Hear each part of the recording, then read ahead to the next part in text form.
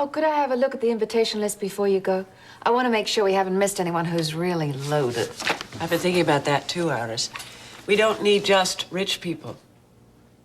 We are looking for donations. Of time and money. There are a lot of people who can contribute to this event who can't sit down and write a check. Like whom? Sharlene Frame. What?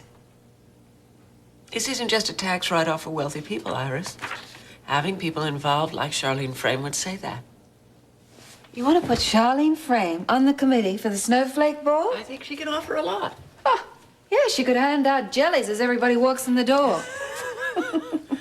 Iris, this can't be a snob event. Rachel? I'm your co-chairperson, and I intend to have some input in this. All right, okay, if that's what you want. If you want Matthew's little girlfriend's mother to work on the committee, isn't that what all this is about? Mrs. Wheeler, Julianne, I did ask not to be disturbed. but there's someone on the phone, and he insists on speaking to you. Who is it, Stuart Lombard? No, but he says it's urgent. Oh, would you mind? No, of course not. I'll wait outside. Thanks. Hello, Iris Wheeler? Jason, I knew it was you. I asked you not to call me here.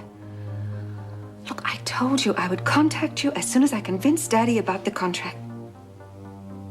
Jason? Jason, don't you dare hang up on me.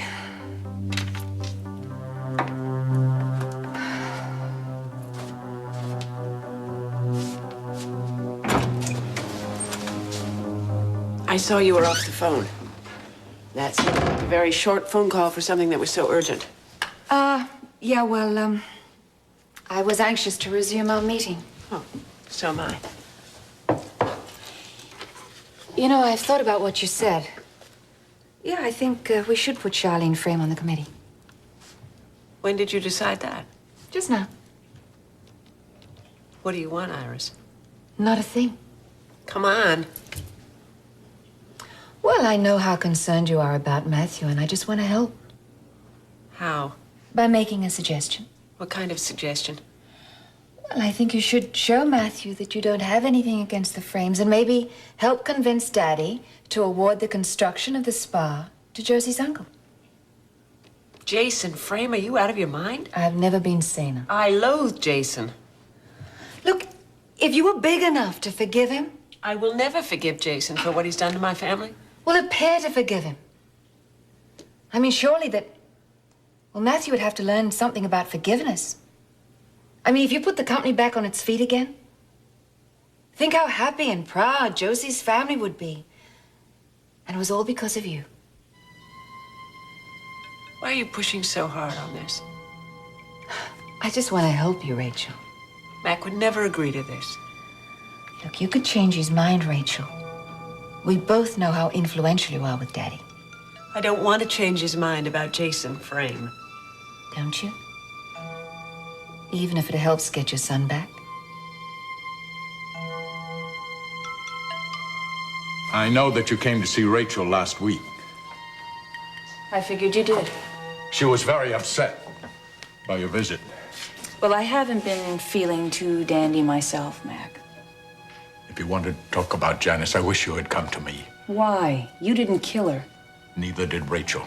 But Janice was a very self-destructive woman. In every sense of the word, Sharlene, she killed herself. that is not true. She came at Rachel with a butcher knife. When they fell in a struggle, it was Janice who was killed. Sharlene, she was a desperately tormented woman. You must know that. There was a dark side to her, Mac. I know that even as a child she had. And I didn't know about that dark side when I married her. She was beautiful. She was intelligent. She knew how to make life exciting. Oh, yeah. She could do that. When she wanted to. Did you love her? No, and I was honest about it. I never once told her I loved her. The marriage was her idea, but I did find her charming, fascinating, and I did everything in my power to make her happy. So why did she do the things they say she did? She was having an affair with Mitch. She was actively involved in a plan to kill me, to get my estate. That's why Rachel acted, Sharlene. She acted to save my life and then to save her own life. I wish I'd been there. I would have seen it coming. I could have helped her. Well, it's not going to help anything now for you to blame yourself or for you to blame Rachel. Sharlene, I like to think that you trust me.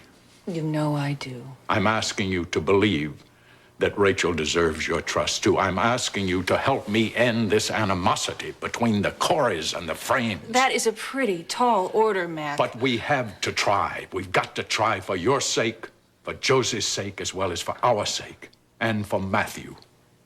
And what about Jason? Well, Jason... Asking for forgiveness is one thing, but giving it is quite another, right? Excuse me. Hello. Sharlene, this is Rachel. Rachel. I was wondering if I could come out tomorrow and talk to you. I have something that I think might interest you. Oh, you do? Fine. Tomorrow is fine, anytime. Mm-hmm.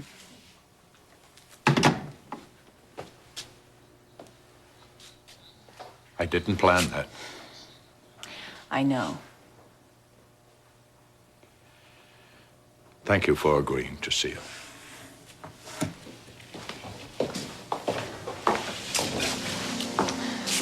Sharlene, I know what you're going through. Maybe you do, Mac. I just hope that all of us can find some way to put the past behind us for good.